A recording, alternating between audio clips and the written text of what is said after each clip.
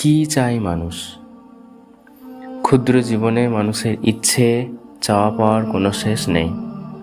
কেউ টাকা পয়সা চায়, কেউ ক্ষমতা চায়, কেউ চায় সম্মান, কেউ বা প্রেম ভালোবাসা, কেউ বিখ্যাত হতে চায়। বিভিন্ন মানুষের চাওয়া পাওয়াটাও ভিন্ন। মানুষের চাওয়া পাওয়ার শেষ নেই কেন, আর তা এত ভিন্নই বা কেন? মনোবিজ্ঞানের আলোকে তা আমরা একটু আলোচনা করি। জ্যাক লাকা মনে করেন যে ইচ্ছা মূলত অভাবের সাথে সম্পর্কিত। মানব ইচ্ছা কখনোই সম্পূর্ণ সন্তুষ্ট হয় না, কারণ এটি সব সময় অন্য কিছুর জন্য আকাঙ্ক্ষা করে, যা প্রায়ই একটি অপ্রাপ্য বস্তু, অবজেক্ট পেটিট আ নামে পরিচিত। তার বাংলা অর্থ আকাঙ্ক্ষার বস্তু, যা আমাদের অস্তিত্ব থেকে হারিয়ে গেছে বা অনুপস্থিত। আবার জার্মান দার্শনিক আর্থার শোপেনহাওয়ার মনে করেন ইচ্ছা হচ্ছে ইচ্ছা শক্তি বা অযৌক্তিক একটি শক্তির প্রকাশ। মানব জীবন একটি অবিরাম চক্রের মতো, যেখানে একটি ইচ্ছা পূরণ হলে আর একটির উদ্ভব হয় এবং তা মানুষকে একটি অবিরাম আকাঙ্ক্ষায় রেখে দেয়।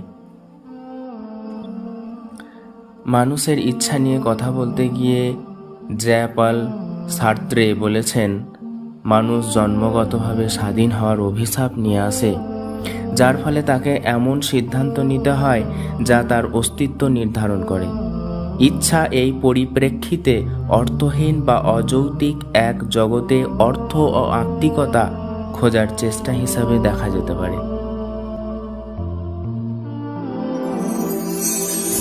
মানুষ জীবনে কি চায় তার উপরে অনেকগুলি থিওরি আছে। তার মধ্যে সবথেকে পুরাতন থিওরি হলো ফ্রয়েডের থিওরি। তার মতে মানুষের দুটি প্রাথমিক সহজাত প্রবৃত্তি আছে। এক, মানুষ আনন্দ পেতে চায়, বেদনাদায়ক জিনিস এড়িয়ে যেতে চায়। দুই, অন্যের ওপর কর্তৃত্ব করতে চায়। ফ্রয়েড মনে করতেন এগুলি প্রবৃত্তির অংশ এবং অবচেতন মনের মধ্যে থাকে। সব মানুষের মধ্যেই এটা আছে। ফ্রয়েডের পরবর্তীকালে আব্রাহাম মাসলো বলেন, মানুষের যে চাওয়া পাওয়া তা পুরোপুরি অবচেতন নয়। এই সম্পর্কে মানুষ সচেতন এবং তিনি মানুষের প্রয়োজনকে 5টি স্তরে ভাগ করেন, পিরামিডের আকারে সাজান।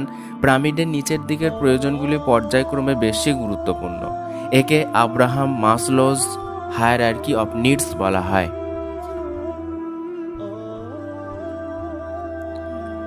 আব্রাহাম মাসলোস হায়ারার্কি অফ নিডস নিয়ে আলোচনা করতে গেলে দেখা যায় মানব ইচ্ছা পিরামিডের ধাপে ধাপে উন্নত হচ্ছে। পিরামিডের একদম নিচের স্তরে পাওয়া যায় শারীরিক চাহিদা বা ফিজিওলজিক্যাল নিডস। এই স্তরে মানুষ তার শারীরিক চাহিদা যেমন শ্বাসবায়ু, খাদ্য, জল, ঘুম, কাপড়, আশ্রয় এর চাহিদা পূরণ করার চেষ্টা করে। এই চাহিদাগুলি পূরণ হলে মানুষ পরবর্তী স্তরের চাহিদার কথা ভাবে। পরবর্তী স্তরের চাহিদা হলো নিরাপত্তার চাহিদা, সেফটি অ্যান্ড সিকিউরিটি।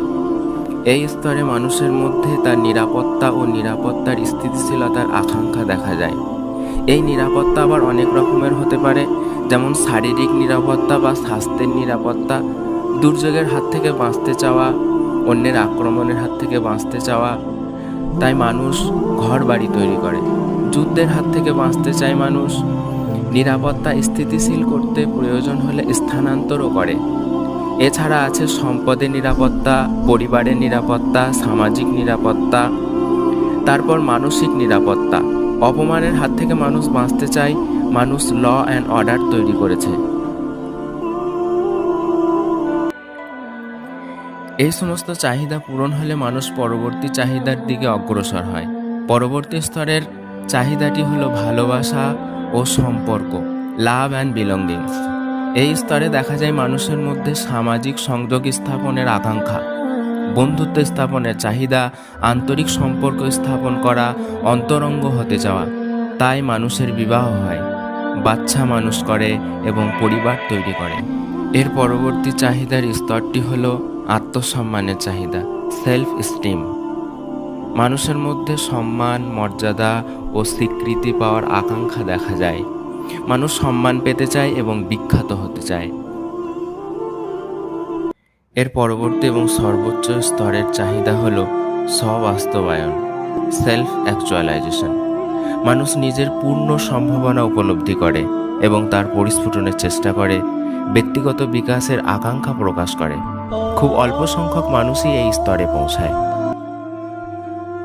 মানুষের চাহিদার মধ্যেও ভিন্নতা আছে। প্রয়োজনের সাপেক্ষে চাহিদার পরিবর্তন হয়। কোনো এক দরিদ্র মানুষ শারীরিক চাহিদা ও নিরাপত্তার চাহিদার প্রয়োজন বোধ করে। বেশিরভাগ সাধারণ মানুষ আত্মসম্মানের চাহিদা ও ভালোবাসার সম্পর্কের চাহিদার প্রয়োজনীয়তা দেখায়। এক্ষেত্রে কেউ কেউ আগে প্রেম, ভালোবাসা ও বন্ধুত্বের কথা চিন্তা করে, তারপর সে আত্মসম্মানের কথা চিন্তা করে। আবার কিছু কিছু মানুষ আগেই আত্মমর্যাদার কথা ভাবে, তারপর প্রেম, ভালোবাসা ও বন্ধুত্বের কথা ভাবে। একটি বিশেষ ধরনের পার্সোনালিটি ডিসঅর্ডার আছে, যেটিকে বলা হয় সাইকোপ্যাথিক পার্সোনালিটি ডিসঅর্ডার। এদের ক্ষেত্রে প্রেম, ভালোবাসা, বন্ধুত্ব একেবারেই থাকে না। কিছু কিছু মানুষ যারা খুব ক্রিয়েটিভ, আইডিয়ালিস্টিক, আদর্শবাদী, বিপ্লবী, তারা নিচের স্তরের চাহিদা চাপা দিয়ে রাখতে পারে। তারা জৈবিক চাহিদা, নিরাপত্তা চাহিদা, ভালোবাসা ও সম্পর্কের চাহিদা, আত্মসম্মানের চাহিদা এগুলির কোনো প্রয়োজন বোধ করে না। তারা সরাসরি সেলফ অ্যাকচুয়ালাইজেশনের স্তরে পৌঁছে যান। নিজের মধ্যে যে যোগ্যতা আছে তা কাজে লাগানোর চেষ্টা করতে পারেন। আমাদের প্রত্যেককেই নিজের মধ্যে কি সম্ভাবনা বা যোগ্যতা আছে তা খুঁজতে হবে। আর এই স্তরগুলির মধ্যে কোন স্তরে বর্তমান তাও খুঁজতে হবে এবং উপরের স্তরে ওঠার চেষ্টা করতে হবে। উপরের দিকে ওঠার চেষ্টা করা গুরুত্বপূর্ণ, কারণ আব্রাহাম মাসলো মনে করেন মানুষ যদি উপরের দিকে উঠতে চেষ্টা না করে তবে তার মানসিক বিকাশ হবে না এবং মানসিক সমস্যাও হতে পারে।